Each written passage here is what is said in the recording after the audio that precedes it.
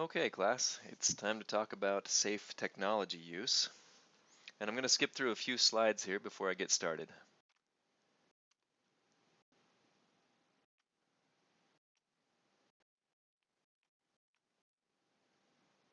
Okay, acceptable use is kind of where I want to begin and talk about these important aspects of safe technology use.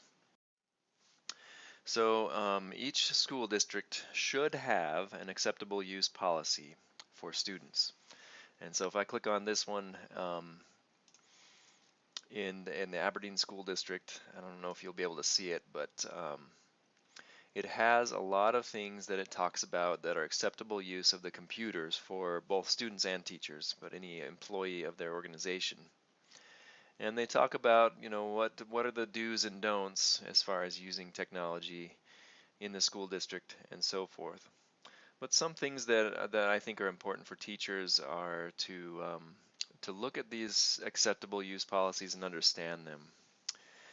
For instance, acceptable use policies that people have.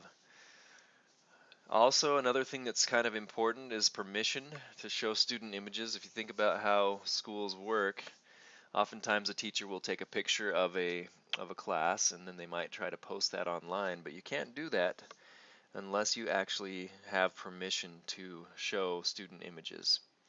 And so this is an example of a field trip photo permission form that I've got linked here at Simmons Middle School. But I believe that also the Aberdeen School District and some other districts around use this. They ask parents for permission at the beginning of every year to be able to post pictures of the students in the district online. And that might be again for a teacher blog or a teacher class website or some other social media that the teacher would like to share about what's going on in their classroom. But the problem comes is if you don't have permission. So you kind of have to know for sure if you have permission to post student pictures online before you do that. So be careful with that as well. All right, so how do we teach acceptable use to our class? And that's kind of a big question. Or how do we teach good online behaviors to our class?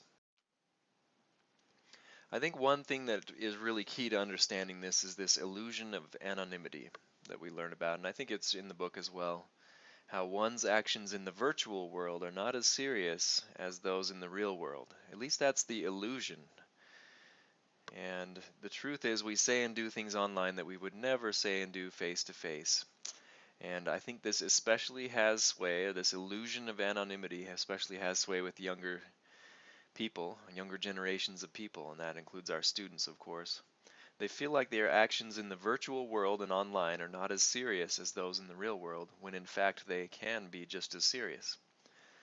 And that's what we have here. That's one of the big overarching features. And so in order to teach them about how to be good citizens online, we use one way to do this anyway is to use real life analogies. So for instance, here's one about how you wouldn't probably share your own information with somebody who is a stranger on the street. Let's say somebody walked up to you and asked you, what's your address? What's your email address? And those kinds of things, and they were acting creepy about that. You probably wouldn't share that with the person. We've learned about stranger danger in the physical world too, and we don't share certain information with strangers if we don't know who they are. And it's the same thing in the online world. Schools also have a right to search files and emails of students as well, and so that's something to be aware of as well as teachers and students. And then property, right? We wouldn't go into somebody's house and steal the book collection from their house. But it seems like again, going to that illusion, we seem to feel like it's okay to do that online, right? When we download a file for music or we download a book for free that wasn't meant to be free. So if you think about that, it's like stealing, and that's the real world analogy to compare it to. So plagiarism and copyright, it's like stealing somebody's ideas. And it's equivalent, I suppose, to going into somebody's house and stealing something straight off the shelf. And then appropriate use as well. Just how we represent ourselves online. Do we distort the truth? Do we play a different person online that we can, it's more easy to do that online, obviously. And do we have obscene or tasteless content that's available to us or sharing to us? So these are important concepts as we think about helping students to understand appropriate technology use and those kinds of things. Thinking about it from a bigger picture, though, other tips that are presented here are important too, I think. Over-filtered networks set up a false sense of security. I probably could ask you all to raise your hand if you are in one of these school districts that has an over-filtered network. In other words, there are websites that you cannot access that you would like to be able to access for the purpose of learning, for legitimate purposes. And that's the point made in the book, I think, that over-filtered networks set up a false sense of security, and I think that that is true. I think that too many districts are blocking too many websites overall.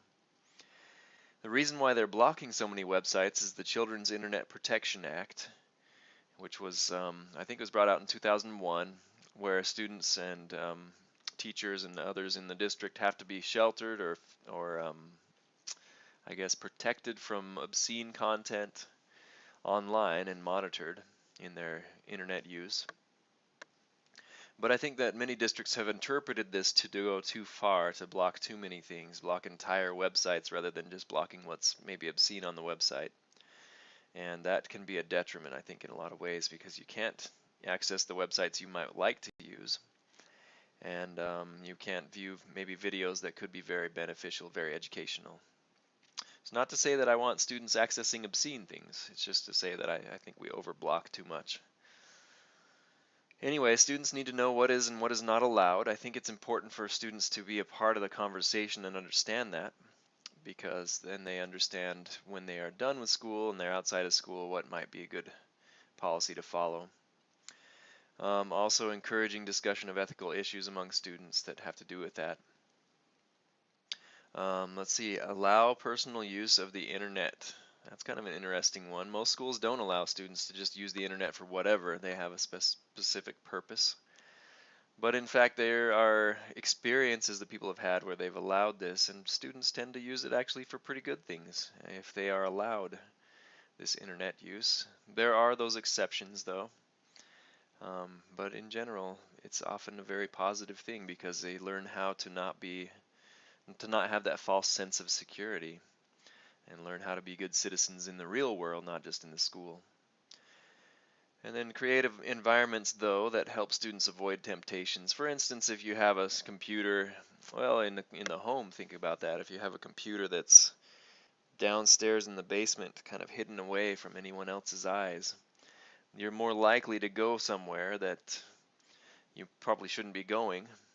But if you have a computer that's upstairs around traffic in your house, then you're more likely to not have problems with that. And it's the same way in a school.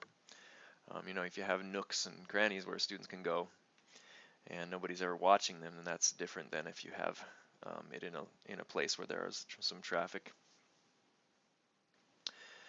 And then ethical instruction. So ethics is important to understand as well, and it's important to include that idea of how we would use internet for good things and not use it for the not so good.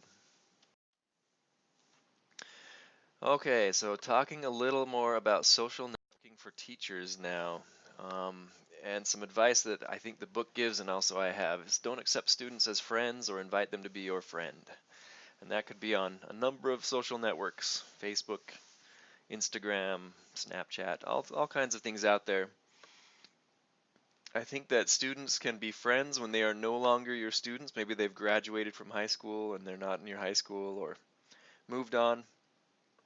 But I think during the time that they're in your class, I think that they should not be your friend on social networks. And there's just too much that can go on, that could maybe not be so good. And that doesn't mean you're a bad person or anything like that. It's just a matter of conflict of interest. Post only things you wouldn't mind your students, parents, coworkers, and supervisors seeing. And this is an important one. Don't discuss students or coworkers or criticize school policies or people on social networks. Okay, the place to do that is, well, there probably aren't a lot of places to do that. I mean, maybe in a private conversation with a friend, but not online, not anywhere where it could be recorded or brought up again.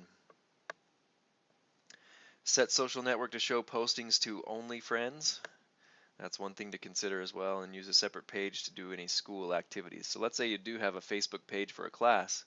You might want to create a separate account to do for that class and sign in as that person to do your class activities, and then have another account if you want a personal one. Or a separate page, for instance, to do different activities that's not linked somehow to your own account, where maybe you're sharing some opinions that might not be found to be great by your students or parents or coworkers or supervisors. So just some food for thought. And be careful with these things as well, exaggerating things or using colorful language or guesswork and so forth. Um, any kind of derogatory remarks or characterizations of people in bad ways. And you can see this address here. I think we're going to see some of these in the discussion this week about when teachers got in trouble because of social networks, their activities on social networks. I would like to say that we have free speech as teachers, but we do not. People in other professions probably have more free speech than we do on social networks as teachers, but we do not have much. And so free speech is a myth, at least for teachers on social networks. Because what ends up happening is if you post something, let's say you have a really hard day in school and you post something about how your students are all brats, that could lead to firing, and you can find plenty of examples of that online, and that's what the discussion this week is going to be about. So yeah, on a social media educational site, only say things that you would say in a classroom. Have a clear statement of purpose for that site, a code of conduct for the site. Don't post images of students, again, unless you have permission forms, and only allow approved participants. So this is if you were going to set up an Instagram feed or a Facebook page for your class or for your for your class or for yourself, but it was an educational one. So that's just a little bit on safe technology use. Hopefully some of those tips are useful to you. I don't have experience teaching digital citizenship in the K-12 world, and so some of these are going to be more general suggestions this week, but I think it's important to think about how we might encourage our students to be good digital citizens, and also for us to set the example of being good digital citizens, meaning being someone who doesn't post horrible things about other people or complain or do those other things online, but just keep it positive, keep it very clear. Again, we do not have freedom of speech as teachers. We do not have the opportunity to post just anything we want to on social networks. And even if it is just seemingly posted to friends, it could still get around to somebody that you don't want it to get around to. So you just have to be careful with what you post online.